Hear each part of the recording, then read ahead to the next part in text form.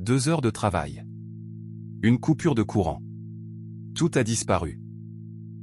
Pas perdu quelque part. Pas corrompu. Disparu. Comme si ça n'avait jamais existé. Ce n'est pas un bug. C'est le fonctionnement normal de ta machine. Et quand tu auras compris pourquoi, tu ne verras plus jamais le bouton « Enregistrer » pareil. Ta machine n'a pas une mémoire. Elle en a 2. Et elles ne font pas le même métier. La première, c'est la RAM, la mémoire vive. C'est le plan de travail. Tout ce sur quoi la machine travaille maintenant est posé dessus, ton document ouvert, ta partie en cours, les onglets de ton navigateur. Ultra rapide d'accès, tout est à portée de main. La deuxième, c'est le disque SSD ou disque dur. C'est le placard. Immense, ordonné, durable, mais il faut se lever pour aller chercher.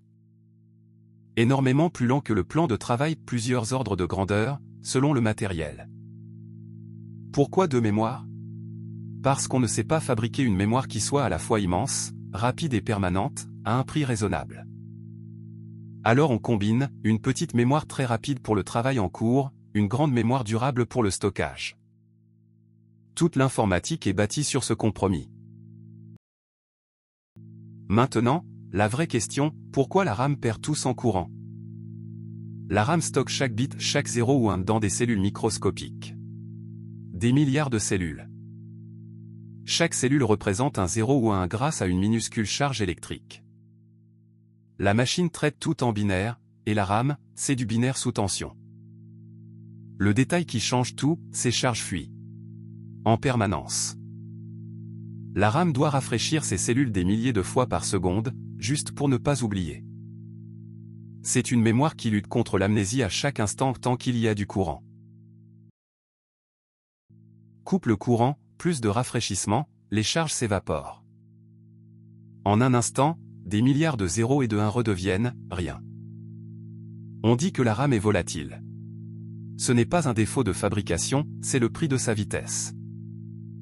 Le disque, lui, stocke ses bits physiquement et d'une manière qui n'a pas besoin de courant pour tenir. Plus lent à écrire, mais ça survit à l'extinction. Pendant des années. Alors, qu'est-ce qui est posé sur ce fameux plan de travail?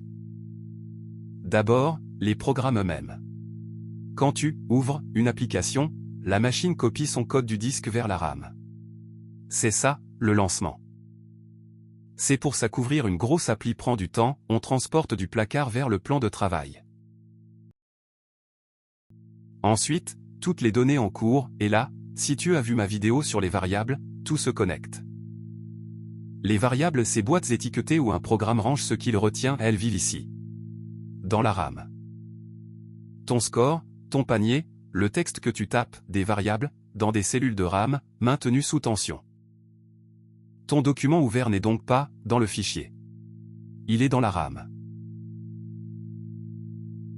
Le fichier sur le disque, c'est la version d'il y a 10 minutes, la dernière sauvegarde. Tout ce que tu as tapé depuis n'existe qu'en zone volatile.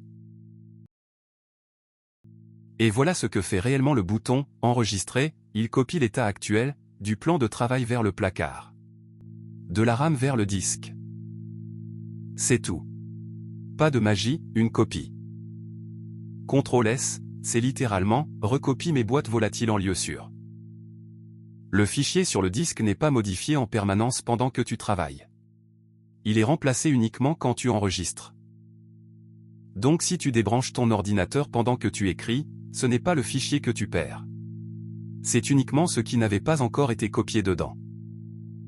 Pas de copie? Extinction ou plantage, disparition. Définitive.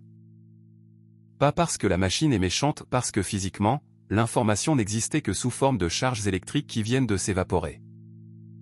C'est aussi pour ça que la sauvegarde automatique a changé nos vies, un programme qui fait CTRL-S à ta place, toutes les quelques secondes, dans une boucle. Tu vois les boucles, encore.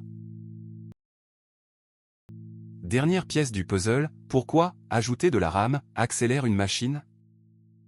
Le plan de travail a une taille fixe. 8, 16, 32 gigaoctets. ouvre trop de choses à la fois, et il déborde. Que fait la machine quand ça déborde? Elle triche, elle déplace temporairement certaines données peu utilisées de la RAM vers le disque. Puis les ramène quand tu en as besoin. Et en repousse d'autres. Sauf que le disque est énormément plus lent. Résultat, ta machine passe son temps à faire des allers-retours placard-plan de travail. C'est ça, une machine qui rame avec 20 onglets ouverts, pas un processeur fatigué, un plan de travail qui déborde. Plus de RAM, plus de place, moins d'aller-retour, fluidité. Voilà. Tu viens de comprendre le conseil d'achat le plus répété de l'informatique. Récapitulons. De mémoire, la RAM, rapide et volatile, le disque, lent et durable. Ton travail en cours vit dans la RAM. Sauvegarder, c'est copier vers le disque.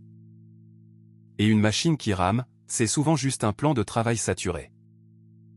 Ce qui vit dans la RAM, ce sont les variables la vidéo et la si tu ne l'as pas vu. Et ce que la RAM stocke, bit par bit, charge par charge, c'est du binaire parce que la machine traite tout en binaire.